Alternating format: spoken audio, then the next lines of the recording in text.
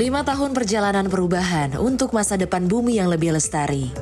World Resources Institute atau WRI Indonesia, World Wide Fund for Nature atau WWF, HSBC, serta mitra nasional lainnya merayakan tonggak penting dalam program Climate Solution Partnership. Sebuah inisiatif yang mendorong transisi menuju ekonomi rendah karbon di Indonesia. Kini saya akan mengajak Anda untuk memaknai perjalanan Climate Solutions Partnership.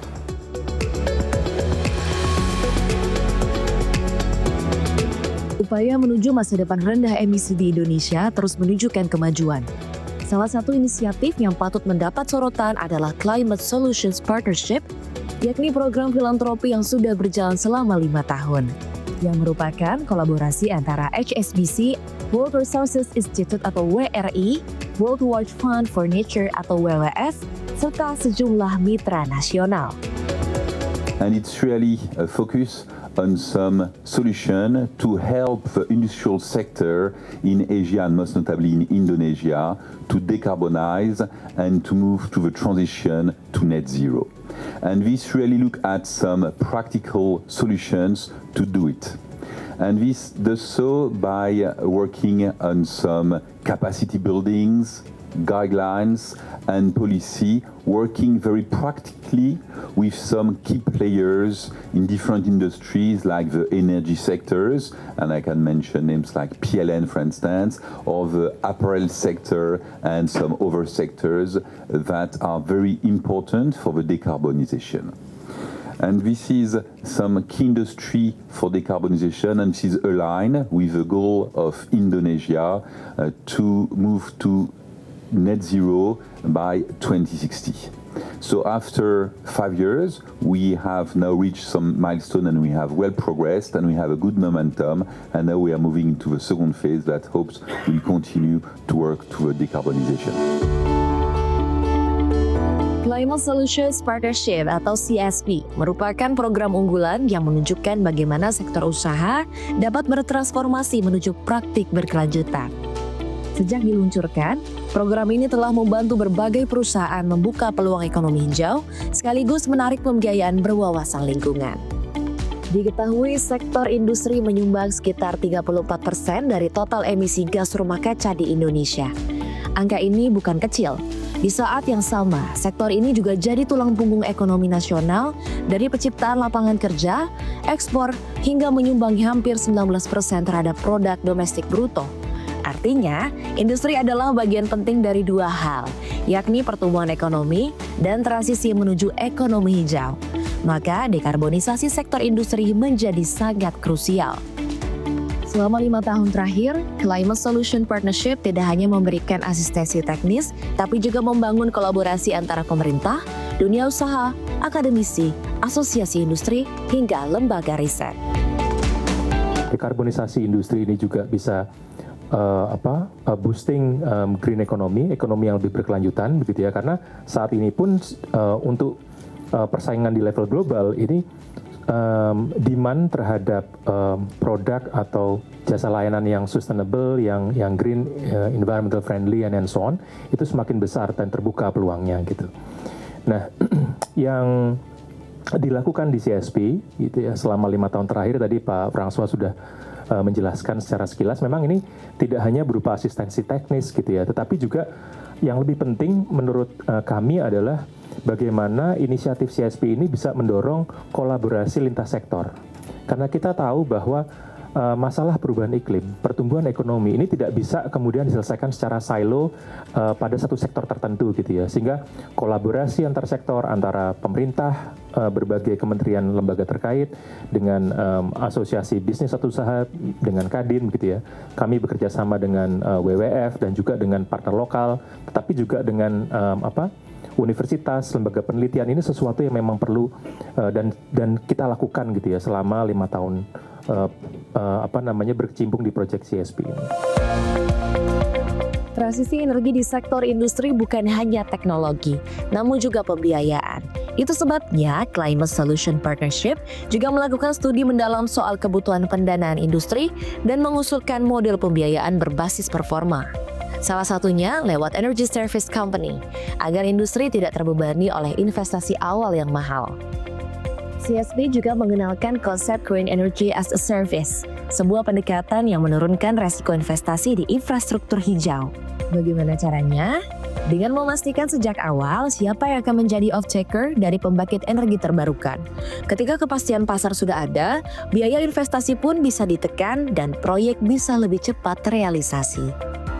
Tapi tantangan industri tak berhenti di listrik. Faktanya, 80% kebutuhan energi industri justru untuk panas atau termal.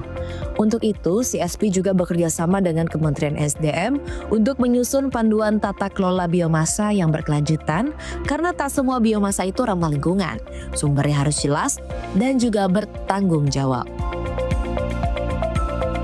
Nah, kita juga melihat khususnya untuk industri skala kecil dan menengah, tantangan yang dihadapi it's not a simple, bukan hanya teknologi saja gitu ya, tapi juga ada kebutuhan kapasitas untuk pengetahuannya, teknisnya, juga ada tantangan untuk pembiayaan, dan tantangan-tantangan yang sifatnya sistemik ini yang sekarang menghambat upaya dekarbonisasi.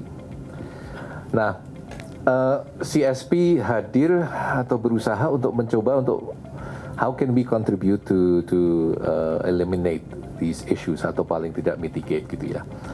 Nah, salah satunya ini, dan banyak hal yang kita lakukan, tapi mungkin ada beberapa hal yang sifatnya sangat konkret, adalah kita telah melakukan studi pembiayaan tentang kebutuhan dari industri.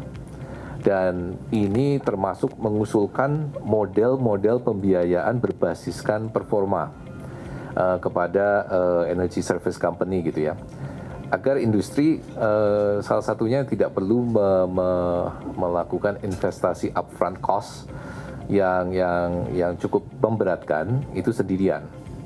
Yang berikutnya kita juga menawarkan green energy as service.